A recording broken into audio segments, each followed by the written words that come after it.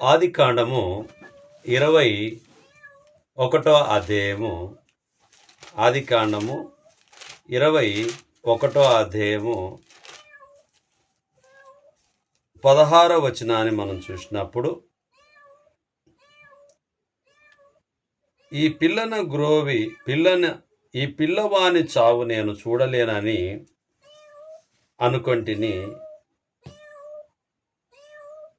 అనుకొని వీటి చేత దూరం వెళ్ళి అతనికి ఎదురుగా కూర్చుండెను. ఆమె ఎదురుగా కూర్చుండి ఎలుగెత్తి ఏడ్చెను. దేవుడు ఆ చిన్నవాని మొరను వినెను. అప్పుడు దేవుడు దూత ఆకాశం నుండి, భయపడకము, ఆ చిన్నవాడున్న చోటు దేవుడు వాని స్వరము విని ఉన్నాడు. ఇక్కడ మనం ఆలోచన చేయగలిగినప్పుడు, ఆగారు తాను ఏడ్చుట విషయంలో, దేవుడు ఆ చిన్నవాని మొరను వినేటటువంటి విషయంలో, ఇస్మాయిల్ విషయంలో దేవుని వాక్యాన్ని ఆమె ఎందు నిమిత్తం ఏడ్చిందో వాటి విషయాన్ని మనం జ్ఞాపకం చేసుకుంటున్నాం. అలాగునే ఇంకొక మాటను మనం చూస్తే 27వ అధ్యాయము, ఆదికాండము 27వ అధ్యాయము 38వ వచనాన్ని మనం చూసినప్పుడు, ఏశావు, నా తండ్రి, నీ యొద్ద ఒక దీవెనయే ఉన్నదా? ఏశావు అంటున్నాడు, తండ్రి, నీ దగ్గర ఒక్క దీవెనే ఉంటూ ఉన్నదా? బాగా ఆలోచన చేయాలి. తండ్రిని అంటున్నాడు ఏశావు, నా తండ్రి, నీ యొద్ద ఒక్క దీవెనయే ఉన్నదా? నా తండ్రి, నన్ను కూడా దీవించుమని తన తండ్రితో చెప్పి ఏశావు ఎలుగెత్తి ఏడవగా, అతని తండ్రి అయిన ఇస్సాకు, నీ నివాసము భూసారం లేకయు పైనుండి 7 ఆకాశపు మంచులు లేకయు నుండును. నీవు నీ కత్తి చేత బ్రతుకుదు, నీ సహోదరునికి దాసుడవగదు. నీవు తిరుగులాడుచుండగా నీ మెడ మీద నుండి అతని కాడి విరిచి వేయుదు అని అతనికి ఉత్తరం ఇచ్చెను. తన తండ్రి యాకోబుకిచ్చిన దీవెన నిమిత్తము ఏశావు అతని మీద పగపట్టెను. మరి ఏశావు, నా తండ్రిని గురించిన దుఃఖ దినములు సమీపంగా ఉన్నవి, అప్పుడు నా తమ్ముడైన యాకోబును చంపెదమనుకొనెను. ఇక్కడ తన ఆలోచనను, మన ఉద్దేశాన్ని మనం చూసినప్పుడు, యాకోబు మీద ఏశావుకు ఒక దుఃఖము ఉన్నది, ఒక బాధ ఉన్నది. ఏమిటి అంటే, తాను దొంగతనంగా దేవుని యొక్క తండ్రి యొక్క దీవెనను పొందుకొని ఉన్నాడు. అందుకనే మరి ఆయనను చంపాలి అని అనుకుంటూ ఉన్నాడు. కానీ దేవుని వాక్యము, మరి ఇస్సాకు గారు మాట్లాడుతున్నటువంటి విషయాన్ని మనం చూసాం. నీవు దాసుడు అవుతావు అని చెప్పడం చూస్తూ ఉన్నాం. అలాగునే ఇస్సాకు గారిని ప్రశ్నిస్తూ ఉన్నాడు కుమారుడు, తండ్రి, నీ దగ్గర ఒక్క దీవెన మాత్రమే ఉన్నదా అంటే, దానికి ఆయన, నీ నివాసము భూసారం లేకయు పైనుండి పడు ఆకాశపు మంచు లేకయు నుండును అని చెప్పి దేవుని చిత్త ప్రకారమైన మాటల్ని మరి ఇస్సాకు గారు పలుకుతూ ఉంటున్నారు. మరి ఇక్కడ ఆగారు విషయంలో మనం చూసినప్పుడు, ఆగారును దేవుని ప్రణాళికలో ఆగారు లేకున్నప్పటికీ, మరి దేవుని చిత్తం ఏమిటో తెలియదు మనకు. కానీ అబ్రహాం గారు అలాగునే శారమ్మ తొందరపాటు విషయంలో ఆగారును ఆమెకు జత చేయడం ద్వారా ఇస్మాయిల్ జన్మించడము జరిగింది. ఇలా మనం ఆలోచన చేస్తే దేవుడు ఇస్మాయిల్ను ఆశీర్వదించినటువంటి విషయాన్ని మనం చూస్తూ ఉన్నాం. అలాగనే ఏశావును కూడా దేవుడు ఆశీర్వదించాడు, కానీ తమ్మునంత ఆశీర్వాదము పొందలేకపోయాడు. కాబట్టి ప్రియమైనటువంటి వారలారా, తన కుమారుని విషయంలో తల్లి ఏడుస్తూ ఉంది, నా పిల్లవాని విషయంలో అని చెప్పి ఆ పిల్లవాని మొరను దేవుడు విన్నాడు. రెండవది మనం చూసినప్పుడు ఏశావు తన తమ్ముని మీద బాధతో తాను పగను పెంచుకుంటూ చంపాలనేటటువంటి కోపంతో ఏశావు తండ్రి దగ్గర, అంటే తండ్రికి ఆ మాట చెప్పడు కానీ ఏడుస్తూ ఉన్నాడు. తండ్రి నీ దగ్గర ఒక్క దీవెన్నే ఉందా అని చెప్పి ఏడుస్తూ ఉన్నాడు. 2 విషయాలు మనం చూసాం. ఇప్పుడు మూడవదిగా మనం చూసినప్పుడు ఆదికాండము 45వ అధ్యాయము 2వ వచనాన్ని మనం చూద్దాం. అప్పుడు మొదటి నుంచి చూద్దాం. అప్పుడు యోసేపు తన యొద్ద నిలిచిన వారందరి ఎదుట తన్ను తాను అణుచుకొన జాలక, నా యొద్ద నుండి ప్రతి మనుషుని వెలుపలకు పంపివేయుడని బిగ్గరగా చెప్పాను. యోసేపు తన సహోదరులకు తన్ను తాను తెలుసుకొనినప్పుడు ఎవరను అతని యొద్ద నిలిచి ఉండలేదు. అతడు ఎలుగెత్తి ఏడవగా ఐగుప్తీయులను ఫరో ఇంటి వారును వినిరి. అంత గట్టిగా యోసేపు గారు ఏడ్చారు తన అన్నలను చూసినప్పుడు. ఎందుకు అనంటే ఎంతో ఆనందం, తన అన్నల విషయంలో కృప చూపించాలి, ప్రేమ చూపించాలి, దేవుని దయ వలన కలుసుకోవడం జరిగింది. కాబట్టి ఆ విషయాన్ని మనం ఆలోచన చేసినప్పుడు మరి ఎంతో ప్రేమతో యోసేపు గారు ఏడుస్తున్నట్టుగా మనం చూస్తున్నాం. పిల్లి ఈరోజే అది కొత్తగా పట్టుకొచ్చాము, చిన్న చిన్న ఎలుకలు ఉన్నవని. అది కొత్తగా ఉంది, ఈరోజు అరుస్తూ ఉంది. తెచ్చినప్పుడు ప్రార్థన చేశాము. 2 పిల్లులను తెస్తే ఒకటి వెళ్ళిపోయింది, ఇంకొక పిల్లి అరుస్తూ ఉంది. అలవాటు కావడానికి కొంచెం సమయం పడుతుంది. అది ఇప్పుడు నేను అల్లిచ్చేసిన అనుకోండి బయటికి వెళ్ళిపోతుంది. దయచేసి నన్ను మన్నించండి. వాక్యాన్ని కొనసాగిద్దాం.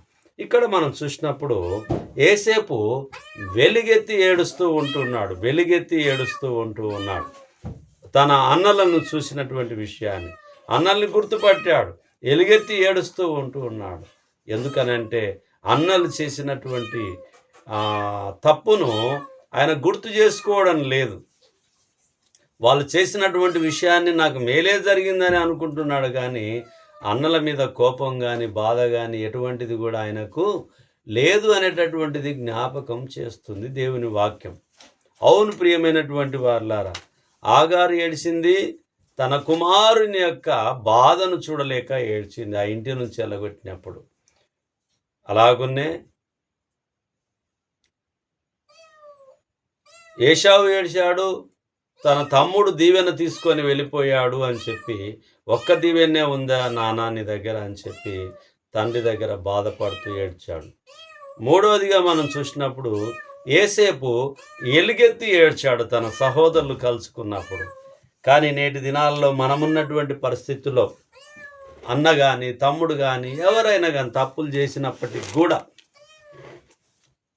మరి మనము యోసేపులాగా క్షమించే గుణం, యోసేపులాగా ప్రేమించే గుణం, యోసేపులాగా సహించే గుణము మనమందరం కూడా కలిగి ఉండాలి ప్రియులారా. మనమందరం కూడా అలా కలిగి ఉండడం వల్ల మనకు దీవెన కలుగుతుంది.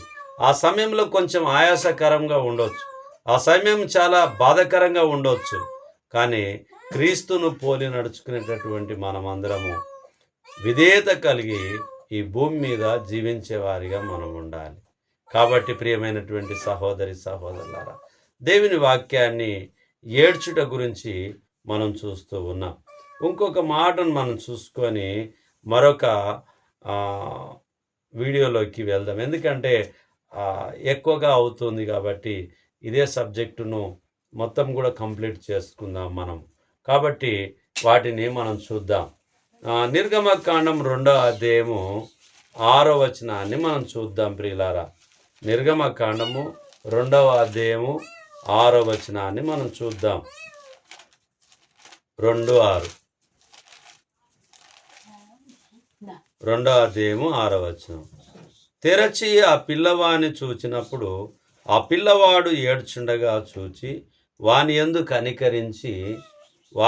కనికరించి వీడు ఎబ్రీల పిల్లల్లో నొకడనెను. అప్పుడు వాని అక్క ఫరో కుమార్తెతో, నీ కొరకు ఈ పిల్లవాన్ని పెంచుటకు నేను వెళ్ళి ఎబ్రీ స్త్రీలలో ఒక దానిని పిలుచుకొని వత్తునా అనెను. అందుకు ఫరో కుమార్తె వెళ్ళుమని చెప్పగా ఆ చిన్నది వెళ్ళి ఆ బిడ్డ తల్లిని పిలుచుకొని వచ్చెను. ఫరో కుమార్తె ఆమెతో, ఈ బిడ్డను తీసుకొని పోయి నా కొరకు వాని పాలిచ్చి పెంచుము, నేను నీకు జీతం ఇచ్చేదనని చెప్పగా ఆ స్త్రీ ఆ బిడ్డను తీసుకొని పోయి పాలిచ్చి పెంచెను. ఆ బిడ్డ పెద్దవాడైన తర్వాత ఆమె ఫరో కుమార్తె యొద్దకు అతన్ని తీసుకొని వచ్చెను. అతడు ఆమెకు కుమారుడాయను. ఆమె నీటిలో నుండి ఇతన్ని తీసి తినని చెప్పి అతనికి మోషే అను పేరు పెట్టెను. ఇక్కడ మనం ఆలోచన చేయగలిగినప్పుడు, మోషే విషయంలో మనం ఆలోచన చేసినప్పుడు, దేవుని యొక్క ప్రణాళిక ప్రకారంగా మరి ఆ జమ్ము పెట్టెలో పెట్టడము, ఆ రాజుగారి కుమార్తెకు కనిపించడానికి ప్రణాళిక ప్రకారంగా పంపించడము, ఆ తర్వాత ఆ కుమారుని కన్నటువంటి తల్లే జీతానికి పూనుకొని పాలిచ్చి లాలిచ్చి పెంచి పెద్ద చేయడానికి దేవుడు వారినందరినీ ఉపయోగించుకున్నాడు. మరి నాయకునిగా ఉన్నటువంటి మోషేను అప్పుడేం పిల్లవానిగా ఉన్నాడు, తర్వాత తాను నాయకునిగా ఎంపిక చేసుకోవాలనేటటువంటి దేవుని ప్రణాళిక, అలాగనే తన ప్రజలను బానిసత్వంలో నుండి బయటికి తీసుకురావాలనేటటువంటి ప్రణాళిక ప్రకారంగా ఆ పిల్లవాని ఏడుపును విని వారు తీసుకొని పెంచిన తర్వాత మరి జరగబోయేటటువంటి స్టోరీ అంతా కూడా మనకు తెలుసు. ఐగుప్తు ధనము కంటే కూడా మరి వాటినల్లా వదులుకొని తాను తన ప్రజల కొరకు నిలబడ్డానికి ఇష్టపడ్డాడు. కాబట్టి ప్రియమైనటువంటి వారలారా, ప్రతి ఏడుపు విషయంలో దేవుని యొక్క జవాబు, ప్రతి ఏడుపు విషయంలో దేవుని యొక్క కృప, ప్రతి ఏడుపు విషయంలో దేవుని యొక్క ప్రణాళిక, ప్రతి ఏడుపు విషయంలో దేవుని యొక్క సమాధానకరమైనటువంటి మాటల్ని దేవుని వాక్యంలో మనం చూస్తూ ఉన్నాం. ఇస్మాయిల్ ఏడ్చాడు. ఇస్మాయిల్ను ప్రత్యేకించి జనాంగాన్ని దేవుడు ఏర్పాటు చేశాడు. అవును ప్రియమైనటువంటి వారలారా, అలాగునే ఏశావు ఏడ్చాడు. ఎదోమీయులుగా వారిని కూడా ప్రత్యేక జనంగా దేవుడు ఏర్పాటు చేసుకొని ఉన్నాడు. అలాగునే యోసేపు గారు ఏడ్చారు. ఆయన నీతిమంతునిగా దేవుని వాక్యంలో నిలబడి ఉన్నాడు. మోషే గారి గురించి మనం చూసినప్పుడు ఆయన భక్తి కలిగినటువంటి వాడు, అలాగునే దేవుని ప్రజల్ని నడిపించడానికి వాడబడినటువంటి నాయకునిగా ఏర్పాటు చేయబడ్డాడు. కాబట్టి ప్రియమైన సహోదరి సహోదరులారా, నీవు నేను మన ఆలోచన పట్ల మనం ఆలోచన చేస్తే తప్పకుండా మన ఏడుపుకు, మన బాష్ప బుందెలు తుడవడానికి దేవుని యొక్క ప్రణాళిక తప్పకుండా ఉంటుంది. కాబట్టి ఆ కన్నీళ్ళ వెనుక ఉన్నటువంటి బాధను దేవుడు మాత్రమే మనల్ని చూడగలుగుతాడు. దేవుడు మాత్రమే మనల్ని విడుదల చేయగలుగుతాడు. దేవుడు మాత్రమే మనల్ని ప్రేమించగలుగుతాడు. దేవుడు మాత్రమే మన పాపములను విమోచించగలిగినాడు అని చెప్పి మనమందరము ఆశతో జ్ఞాపకం చేసుకొని, ఆసక్తితో దేవుని వాక్యాన్ని ధ్యానిస్తూ ఆత్మానందముతో ముందుకు కొనసాగడానికి దేవుని కృప మనందరికీ తోడై ఉండి నడిపిస్తూ ఉంటున్నది. కాబట్టి క్రీస్తు సెల్వలో మన కొరకు ప్రాణాన్ని అర్పించినటువంటి విషయాన్ని మనం మర్చిపోకుండా ఆయనను శిరస్సుగా అంగీకరించి హత్తుకొని జీవించే భాగ్యాన్ని దేవుడు మనకు అనుగ్రహించి ఉంటున్నాడు. వాటిని కొనసాగించడంలో తొట్టిల్లకుండా జాగ్రత్తగా నడుచుకోవడానికి సహాయం చేయడానికి మనమందరం దేవుని ప్రార్థించే వారిగా ఉంటున్నాం. అనేక సార్లు ఏడుపు గురించి మనం ఆలోచన చేసినప్పుడు ఆ ఏడుపును దేవుడు తూడ్చగలుగుతాడు. కాబట్టి ఆయన మాత్రమే ప్రతి బాష్ప బిందును తూడ్చగలుగుతాడు. కాబట్టి దేవుని వాక్యాన్ని మనము వీక్షిస్తూ ముందుకు కొనసాగదాం. శ్రద్ధగా ఈ మాటలు విన్నందుకు ప్రభునామమున మీకు అందరికీ వందనాలు.